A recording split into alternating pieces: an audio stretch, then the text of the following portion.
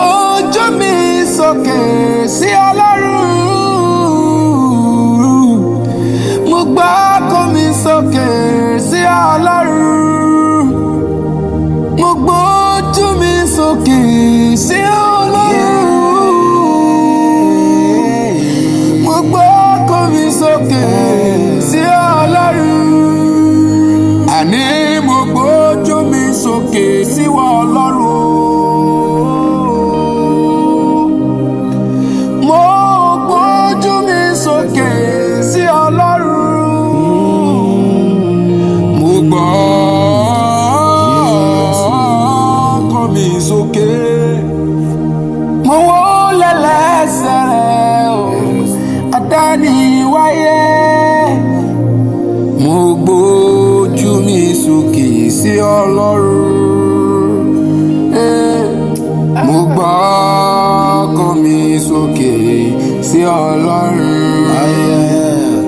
My brethren, no matter the obstacles, no matter the challenges you are facing, this is intention with God.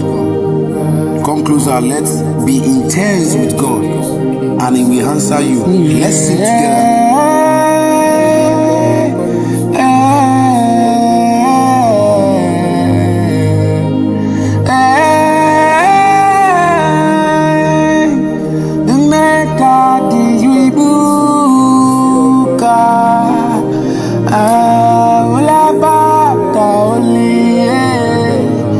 Ọlọ́run tí a kò lè dá dúró,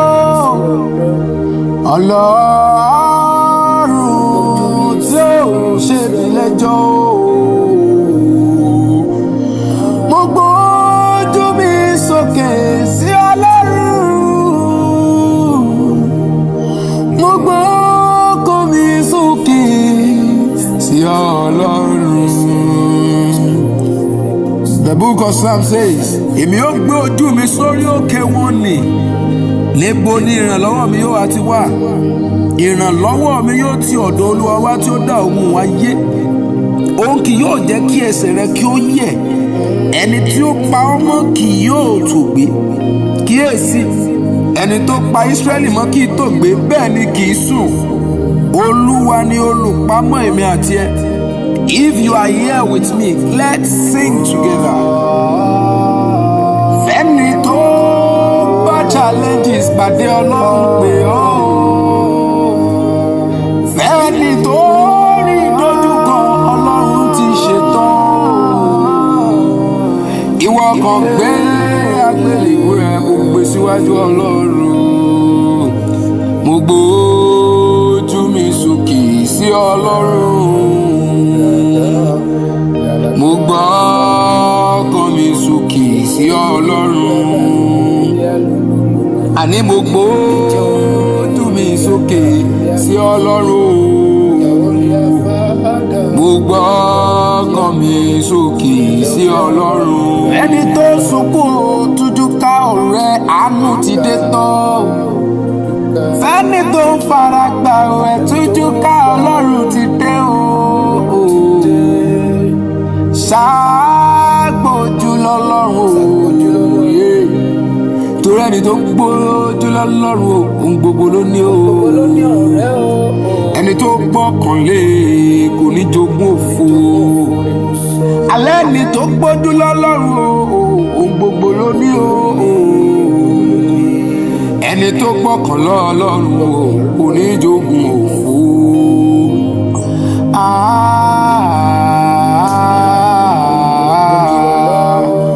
Ọ̀rẹ́ gbójúlé, ó ti dé tán. Ẹni tó ń sunkún ọjọ́ pípẹ́, tó ń sunkún o, tó fara gbà àwẹ̀, Ọlọ́run ti dé. Àìlérí àṣẹ mọ́ ẹ lára o, gbogbo ojú ni yóò rí gbọ́. Ìlérí àṣẹ mọ́ ẹ lára o, gbogbo ojú ni yóò rí. Sáti tẹ̀lé. Sáti tẹ̀lé. You are the strength I have. Adániwáyé. You are the strength that I have.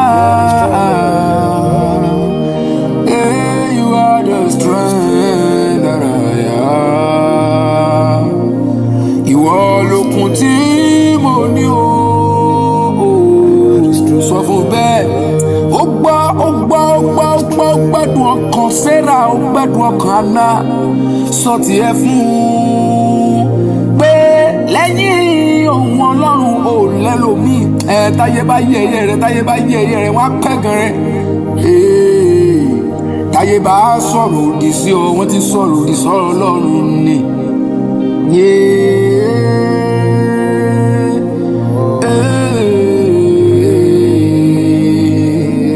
Àníbi tí mo wà yìí tí mo ti ń porúkọ rẹ tó bá farahàn wá ní mi ò lọ́lọ́run. Àníbi tí mo wà yìí tí mo ti ń porúkọ rẹ tó bá farahàn wá ní mi ò lọ́lọ́run. Wọ́n ní ariwo owó ni mò ń pa, ariwo ajá lásán. Wọ́n láriwo owó ni mò ń pa o, ariwo ẹlẹ́dẹ̀ lásán ni. Kò sẹ́ni tí mo pè Ọlọ́run. You are my strength that I am. Ìwọ lókun, ìwọ lẹ̀mí mi, ìwọ lágbára mi. Má dojú àdúrà tì mí o.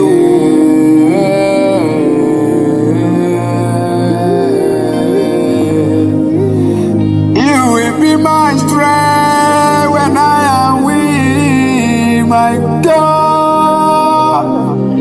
You will be my son ìgbà tí mi ò lórí mọ́, my God. You will be my force if I'm forceless, my God. Ìwọ máa jóhùn mi nígbà tí ó bá sóhùn lẹ́nu mi mọ́ o. Ìwọ máa jóhùn mi o nígbà tí mi ò bá lè sọ nǹkan kan mọ́.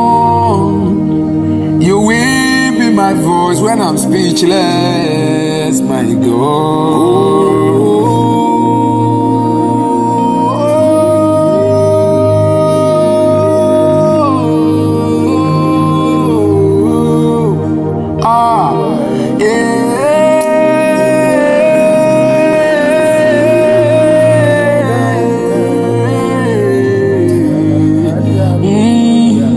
Alágbára ni ọ́ o láti gbọ́ àdúrà mi o ọkọ mi. Alágbára ni ọ́ o láti gbọ́ àdúrà mi o bàbá mi. Olówó orí mi o, ẹlẹ́bùrú ìkẹ́ o. Mo wá ẹ wá o, aláàánú o, ọlọ́wọ́ gbọgbọrọ.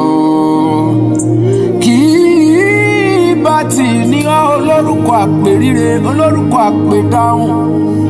Wá gba àdúrà mi o, má ṣe dójú àdúrà tì mí o ọkọ mi. Àní ìfẹ́ ni tó ń ronú ọjọ́ pípẹ́, ìgbàlà rẹ ti dé o sátọ̀ Ọlọ́run lọ.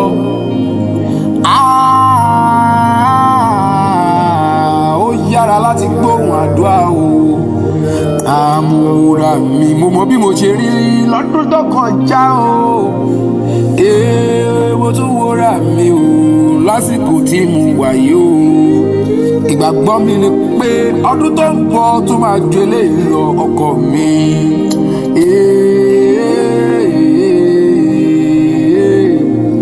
You are the strength that I have. You are the strength that I have. Ìwọ lè mínú mi o tí mo fi ń kọrin. Ìwọ ló pòmúlérò ayé mi. Ìwọ lẹni tí mo ní tí mi ò fi bá jákulẹ̀ pàdé mọ́ o. Ìwọ lẹni tí mo ní tí ìgbéga ṣe ń wọlé. Ìwọ lẹni tí mo ní olówó orí mi ọkọ mi o. Èmi ẹni táyé ti fẹ́ dé lókun mọ́lẹ̀ olúborí ìwọ ló tún mi. Wọ́n gbọ́nà ẹ̀bùrú jáde láti ṣe mí níbi ó pàdé wọn. Wọ́n wọlé sí mi lọ́nà kan, wọ́n sá padà lọ́nà méje. Torí ìwọ sálókun tí mo ní òwò. You will be my strength when I am weak, my God. Ìwọ máa jẹ́ agbára fún mi nígbà tó bá bẹ̀rẹ̀ bí ọkọ mi. Ìwọ ìwọ máa jẹ́ okun fún mi nígbà tó bá rẹ̀ mí o ọkọ mi. You will be my speech when I'm speechless, my God.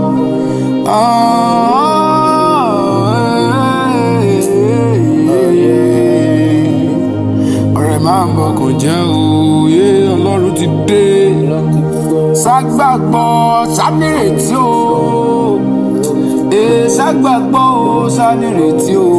Má torí pé ojú ń pọ́n ẹ kó lọ ṣẹ̀ṣẹ̀ gbé o.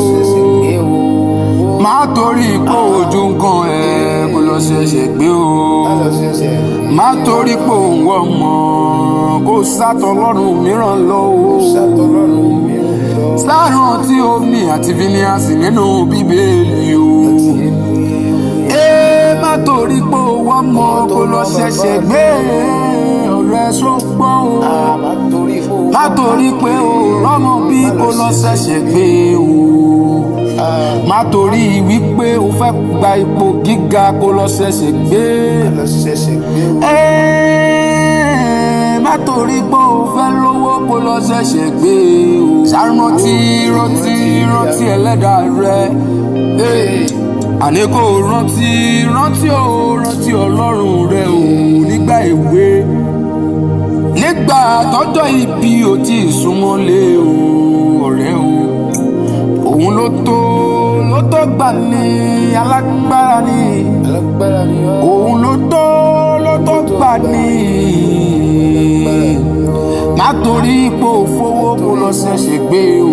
Ó ń gbọ́ àdúrà gbogbo ńṣe lọ́lọ́run yìí o. Sẹ́ni tó dá etí ṣé kò lè gbọ́rọ̀ ni? Abẹ́ni tó dá ojú o ṣé kò nílé ríran ni? Gbogbo tó fẹ́ lọ́lọ́run mi mọ̀, àsìkò ń bọ̀ tí ó ṣe. Ìwọ ló ń kánjú, Ọlọ́run ti ṣetán tó máa ṣe o. Má sọ retí nù nígbà ìdánwò o, ṣá máa gbàdúrà lórí ìgbà tí o rò pé kò pẹ́ bẹ̀rẹ̀. Olúwa gbọ́ jẹ́nìyàn lọ. Má sọ retí nù nígbà ìdánwò, ṣáà tí máa gbàdúrà nígbà gbogbo. Ọba tó dá Áńà kò gbàgbé Áńà o. Rántí wípé àgàn ni Áńà tó wá padà dọ́lọ́mọ méje. Ọlọ́mọ méje dàgbọ́n. This is intention with God. I want you to focus on God. Bá a sọ̀rọ̀ ó máa ń gbọ́, bá a sọ̀rọ̀ ó máa ń gbọ́. Ó máa ń gbọ́rọ̀ ènìyàn ju ẹni tó bá súnmọ́ ó máa ń gbọ́rọ̀ rẹ̀. Má jìnnà sí. Yes. Thank you, Jesus, for you are doing it already. Thank you, Lord. Thank you, Jesus.